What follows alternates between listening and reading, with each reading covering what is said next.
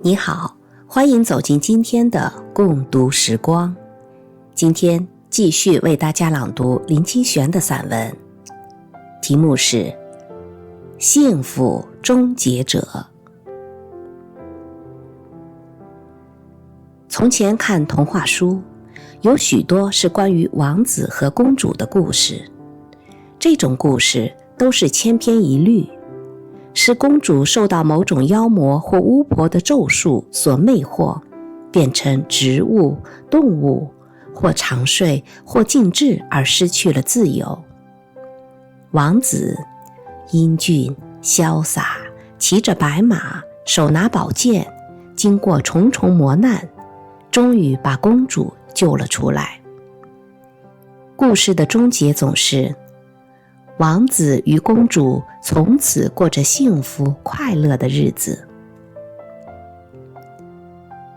雖然在小時候我們就知道那個從此是不太可能的，但一讀到從此過着幸福快樂的日子，心裡就充滿一種特殊的感動，深知那不一定是個結局，卻一定是個期望。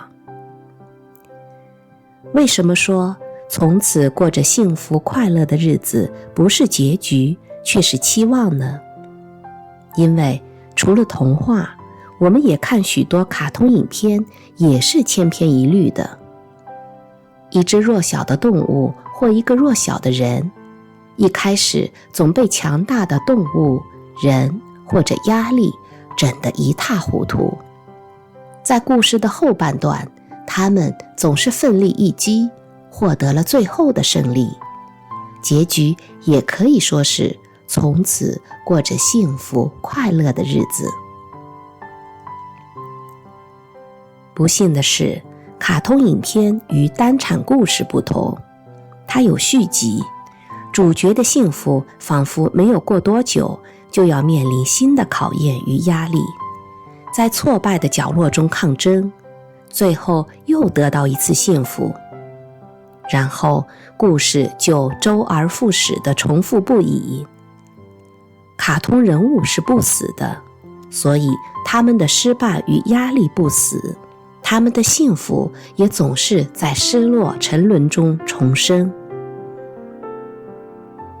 不止童話或卡通是這樣，在電視上演給大人看的警匪、偵探、情愛的單元劇，都是我們知道在人生裡借着外在世界的克服、奮鬥，不一定能得到最後幸福的結局。因為只要這個世界不停止轉動，人的挫折就不會終止。活在這世界一天，就不可能有從此過着幸福快樂的日子的一天。即使貴如王子與公主，也不能逃出這個鐵則。這是為什麼我們讀古代王室的歷史，發現爭端、糾纏、醜聞的時代總比太平的時代多得多的原因。是的，我們騎白馬，拿寶劍去砍殺妖魔，破除巫術，並不能使我們進入平安的境地。我對於王子與公主的故事，於是有了新的體會。如果我們把除妖魔的行動當作是一種象徵，象徵了王子去砍除了心中的妖魔與糾葛，到達一個寬廣、博大、慈悲、無所動搖的心境，那麼他從此過着幸福快樂的日子，並不是不可能。不要說走在荊棘遍地、醜怪狰狞的地方了，就是走在地獄的煉火中，也能有清涼的甘露。佛教裡有一尊地藏王菩薩，由於心地無限光明與無量慈悲，經常在地獄中救拔眾生。當他走過地獄燃燒的烈火，每一朵火焰都化成一朵最美麗的紅蓮花，來承接他的雙足。這是一則多麼動人的啟示呀！我們對於最終的幸福，因而要有一個更新的體認。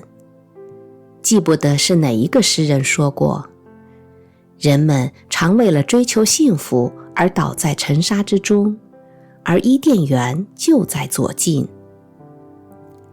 莎士比亞也說過，快樂不是一個地方，而是一個方向。